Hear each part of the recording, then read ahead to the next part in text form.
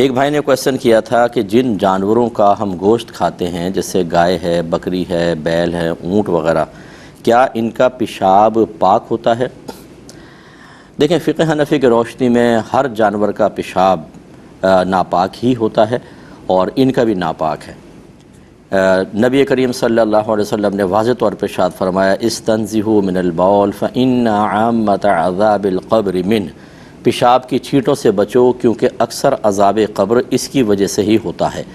اور اس میں فقہ حنفی کی روشنی میں سرکار نے کوئی قید نہیں لگائی کہ انسان ہو یا پالتو جانور ہوں یا جنگلی جانور ہوں، سب کے پیشاب کو ناپاک قرار دیا، لہٰذا ہمارے نزدیک ہر قسم کا پیشاب ناپاک ہے۔ اب یہ جو شبہ پیدا ہوا غالباً سائل کے ذہن کے اندر، وہ اس لیے ہے کہ کچھ عرینہ قبیلے کے لوگ تھے، اہل عرینہ کہلاتے تھے، وہ نبی کریم صلی اللہ علیہ وسلم کے پاس مدینے میں ایمان قبول کرنے کی غرض سے آئے، لیکن آب و ہوا ان کو موافق نہ آئی تو وہ بیمار پڑ گئے، ان کے پیٹ پھول گئے۔ تو رحمت کونین صلی اللہ علیہ وسلم نے ان کو مدینے کے باہر صدقات کی اونٹنیاں تھیں، ان کے پاس بھیجا کہ وہاں جاؤ اور ان کے دودھ اور پیشاب کو ملا کر پیو تو اللہ تمہیں شفا دے گا۔ وہ گئے، انہوں نے ایسے ہی کیا، ان کو شفا ہو گئی۔ تو اس وجہ سے یہ نتیجہ نکالا گیا کہ شاید معقول اللحم، یعنی جن جانوروں کا گوشت کھایا جاتا ہے ان کا پیشاب پاک ہوتا ہے۔ لیکن امام اعظم ابو حنیفہ رضی اللہ تعالیٰ عنہ اس کا جواب یہ دیتے ہیں کہ یہ اصل میں بذریعہ وحی نبی کریم کو بتایا گیا تھا کہ ان کا علاج اسی میں پوشیدہ ہے، اسی لیے سرکار نے اس کو منتخب فرمایا۔ اور یہ استنزہ من البول والی حدیث جو میں نے بیان کی، یہ اس کے لیے ایک ناسخ کی حیثیت رکھتی ہے کہ اگر وقتی طور پہ اجازت بھی تھی تو یہ اس کی وجہ سے منسوخ ہے۔ لیکن خود ہمارے فقہ حنفی میں امام محمد رحمۃ اللہ علیہ اس کو پاک مانتے ہیں، اس طرح امام شافعی رحمۃ اللہ علیہ پاک مانتے ہیں، تو اختلافی مسئلہ ہے، لیکن فقہ حنفی کا معتبر اور مفتبی قول یہی ہے کہ یہ ناپاک ہے، لہٰذا اب اس کو استعمال نہیں کر سکتے۔ ہاں، امام اعظم اور امام ابو یوسف جو آپ کے شاگرد ہیں، امام ابو یوسف اس کو ناپاک ہی مانتے ہیں، لیکن وہ اسی حدیث اہل عرینہ والی حدیث کے تحت کہتے ہیں کہ اگر کہیں اور حلال چیز سے علاج ممکن نہ ہو تو وقتی طور پر اس سے علاج کیا جا سکتا ہے، جبکہ امام اعظم مطلقاً منع فرماتے ہیں۔ تو امید ہے کہ آپ بات سمجھے ہوں گے۔ ایک ہی کسی نے پوچھا تھا کہ کیا قرآن میں گرامر کی غلطی ممکن ہے؟ نہیں ہو سکتی ہے۔ اصل میں تھوڑا سا شاید یہ سائل کے ذہن میں کچھ وسوسہ پیدا ہوا۔ اصل یہ ہوتا ہے کہ دیکھیں، گرامر جو مارز وجود میں آتی ہے، جب ہم عربک گرامر کو جمع کرتے ہیں تو ہم اس کے لیے بطور دلیل قرآن، حدیث، پھر اہل اللسان کا کلام، حتیٰ کہ دیہاتی جو لوگ تھے، عربی صحابی جو تھے، عربی لوگ تھے، چاہے وہ صحابی ہوں چاہے غیر صحابی، چونکہ ان کا کلام بڑا فصیح و بلیغ تھا اور وہ بڑی فصیح عربک بولتے تھے، تو بعض اوقات گرامر کے ثبوت کے لیے ان کے اقوال کو بطور دلیل پیش کیا جاتا ہے۔ یہ مطلب جو بھی نحو پڑھتے ہیں انہیں پتہ ہے، ہم علماء پڑھتے ہیں، ہمیں معلوم ہے۔ اس کا مطلب یہ ہوا کہ گرامر سے قرآن و حدیث کو نہیں دیکھا جائے گا، بلکہ قرآن و حدیث تو خود گرامر کو مارز وجود میں لانے کا سبب بنتے ہیں۔ ہاں، یہ ضرور ہے کہ آپ نے گرامر مارز وجود میں آئی، مثلا 100 جملے آپ کے سامنے آئے، آپ نے نتیجہ نکالا کہ بھئی مثلا یہ اس طرح ہوگا، یہ اس طرح ہوگا، فاعل مرفوع ہوگا اور مفعول بہ منصوب ہوگا، لیکن پھر 101واں جملہ ایک عربی بول رہا تھا اور اس نے فاعل کے اوپر نصب پڑھ دیا، تو آپ نے کہا یہ کیسے ہو گیا؟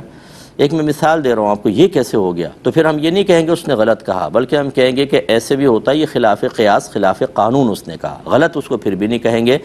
اور اس پہ بڑی دلیل یہ ہے کہ اللہ تعالیٰ نے ارشاد فرمایا کہ اِنَّا نَحْنُ نَزَّلْنَا الذِّكْرَ وَإِنَّا لَهُ لَحَافِظُونَ، بے شک ہم نے ہی اس قرآن کو نازل کیا اور بے شک ہم ہی اس کی حفاظت کرنے والے ہیں۔ لہٰذا یہ ہو ہی نہیں سکتا کہ قرآن پاک میں کسی بھی قسم کی کوئی غلطی باقی رہ جائے۔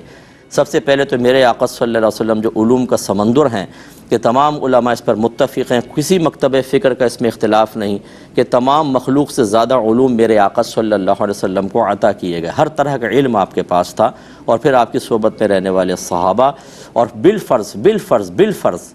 بالفرض نبی کریم کی توجہ نہ رہی تو وہ قرآن کے نزول کا زمانہ تھا، فوراً اللہ تعالیٰ کی طرف سے وحی نازل ہو جاتی کہ اس کو ٹھیک کیجئے، یہ الہام فرمایا جاتا ہے، جیسے کہ بہت سارے امور میں ہے۔ ایک دفعہ نبی کریم صلی اللہ علیہ وسلم نالین پہن کے چونکہ نماز پڑھاتے تھے، پڑھا رہے تھے، تو درمیان نماز میں سرکار نے اپنے نالین اتار دیں، صحابہ نے بھی اتار دیں۔ سرکار نے بعد میں پوچھا کہ تم نے ایسا کیوں کیا؟ عرض کی آپ کو نماز میں ایسا کرتا دیکھا تو ہم نے بھی کر لیا۔ رحمت کونین صلی اللہ علیہ وسلم نے ارشاد فرمایا کہ ابھی جبرائیل میرے پاس آئے تھے، انہوں نے بتایا کہ آپ کی نالین میں کچھ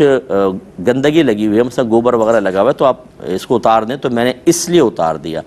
جو رب اپنے حبیب کریم صلی اللہ علیہ وسلم کی نالین میں لگے ہوئے معاملات کو دوران نماز اس کی تصحیح کے لیے جبریل امین کو بھیج دیں، تو آپ سوچئے کہ قرآن جیسے عظیم کتاب جس نے آخر تک رہنا تھا، اس کے اندر یہ کیسے ہو سکتا ہے کہ غلطی ہو جائے اور پھر وہ باقی بھی رہے؟ تو اس کو غلطی نہیں کہتے، اس کو کہتے ہیں خلاف قیاس یا خلاف قانون استعمال، کہ اس کو غلط کبھی بھی اہل لسان کے استعمال کو کبھی بھی نہیں کہیں گے، اور نہ قرآن کو۔ اللہ تبارک و تعالیٰ نے قرآن کی حفاظت کا خود وعدہ فرمایا، لہٰذا اس میں کوئی تبدیلی، کوئی خرابی ہو ہی نہیں سکتی ہے، بلکہ خدا نہ خواستہ اگر کوئی باقاعدہ عقیدہ یہ رکھے کہ قرآن میں غلطی ہو سکتی ہے، یہ تو اس نے اپنے مذہب کو کمزور کر دیا، کیونکہ اب تو غیر مسلمین کو کہنے کا موقع ملے گا کہ تمہارے قرآن میں غلطیاں ہیں۔ اس کا مطلب یہ قرآن جب ایک غلطی تمہارے اپنا کوئی آدمی کہتا ہے تو پھر دوسرے تو بدرجہ اولا وہ کہیں گے اور بھی خرابیاں ہو سکتی ہیں، تو لہٰذا ایسی کوئی بات نہ کہی جائے۔ اور قرآن پاک بالکل زبردست قسم کے فصیح و بلیغ کلام ہے، اور یہ ایسا کلام خود سوچئے کہ اگر اس میں کوئی غلطی رہ جاتی تو اس زمانے کے کافر جو تھے وہ خاموش رہتے؟ وہ تو ڈھونڈ رہے تھے کوئی چیز کہ کسی بھی طریقے سے اسلام کے اوپر اٹیک کرنے کا موقع ملے، لیکن وہ بالکل خاموش رہے، بلکہ انہوں نے تو قرآن کی فصاحت و بلاغت کو دیکھ کر متحیر ہو گئے، متعجب ہو گئے کہ یہ تو اس جیسا کلام تو یہ انسان کا کلام ہو ہی نہیں سکتا۔ تو اگر معاذ اللہ غلطی ہوتی تو اس قسم کے جملے تو نہ کہتے۔ تو امید ہے کہ آپ بات سمجھ گئے ہوں گے۔ ایک بھائی نے پوچھا تھا کہ طواف کے دوران بعض لوگ اپنے ہاتھ میں چپلیں لے کر طواف کر رہے ہوتے ہیں، تو کیا یہ درست ہے؟ دیکھیں، مناسب نہیں ہے کہ آپ اس وقت اللہ تعالیٰ کی بارگاہ میں حاضر ہیں۔ ایسی ہے جیسے بلا تمثیل عرض کر رہا ہوں، بلا تمثیل کا مطلب کوئی آپ اس پہ قیاس نہ کریں۔ بلا تمثیل کا مطلب ایک بادشاہ کے دربار میں آپ گئے مثال کے طور پر اور جوتے ہاتھ میں پکڑے ہوئے ہیں، کیا یہ ٹھیک ہوگا؟ بالکل بھی نہیں۔ اسی طرح آپ اللہ کے مہمان ہیں، آپ کعبۃ اللہ جاتے ہیں اور وہاں پر پھر آپ طواف کر رہے ہیں، اللہ کی بارگاہ میں ایک عبادت کی ادائیگی ہے اور اس میں پھر نالین پکڑی ہو، مناسب نہیں ہوتا۔ ہاں، یہ ہو سکتا ہے کہ چلے اگر آپ کو چوری کا اندیشہ ہے تو ایک بیگ لے لیں اور اس کے اندر اس کو لٹکا کر نیچے لٹکا لیں۔ ہاتھ میں پکڑ کر چلنا یہ تو ویسے ہی خشوع و خضوع سے مانع ہوگا، تو یہ مناسب نہیں ہے، اگرچہ اس کو گناہ نہیں کہا جائے گا لیکن ادب بھی ایسا نہیں ہے۔ دیکھیں، جب خطبہ شروع ہو جائے تو پھر جمعے کی سنن نہیں پڑھنی چاہیے۔ ہاں، اگر آپ نے پہلے شروع کر چکے تھے اور شروع کرنے کے دوران خطبہ اسٹارٹ ہو گیا تو تیزی کے ساتھ اس کو مکمل کر لیں،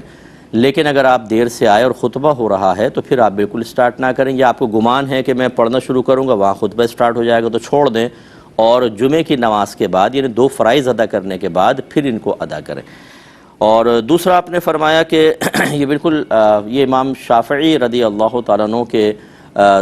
طریق کے مطابق ہے کہ وہ کہتے ہیں کہ سنت پڑھنے والے یا نفل پڑھنے والے کے پیچھے فرض پڑھنے والے کی نماز ہو جاتی ہے، لیکن فقہ حنفی میں ایسا نہیں ہے۔ ہم یہ کہتے ہیں کہ فرض جو ہے وہ افضل ہوتا ہے اور قوی ہوتا ہے، اور سنن نوافل یہ تھوڑا ضعیف ہیں اس کے مقابلے میں، اور امام کا قوی ہونا ضروری ہوتا ہے۔ ضعیف نماز یا ایسی نماز کا حامل ہونا جو وصف کے اعتبار سے ضعیف ہے تو یہ امامت صحیح نہیں ہوگی، لہٰذا آپ امامت کی نیت نہ کریں۔ کوئی ہاتھ لگا کے پڑھتا ہے تو آپ اس کے ذمہ دار نہیں، آپ اپنی سنت اپنی کنٹینیو رکھیں، آپ اس کی امامت کی نیت وغیرہ نہ کریں اور اپنی نماز کو مکمل کر لیا کریں، اور کسی سے جھگڑا بھی نہ کریں، کیونکہ ان کے ہاں غالباً اس پر حدیثوں کے مطابق جو ان کے لیے مستدل ہیں، قابل استدلال ہیں، ان کے لیے عمل ٹھیک ہے، لیکن ہمارے لیے صحیح نہیں ہے۔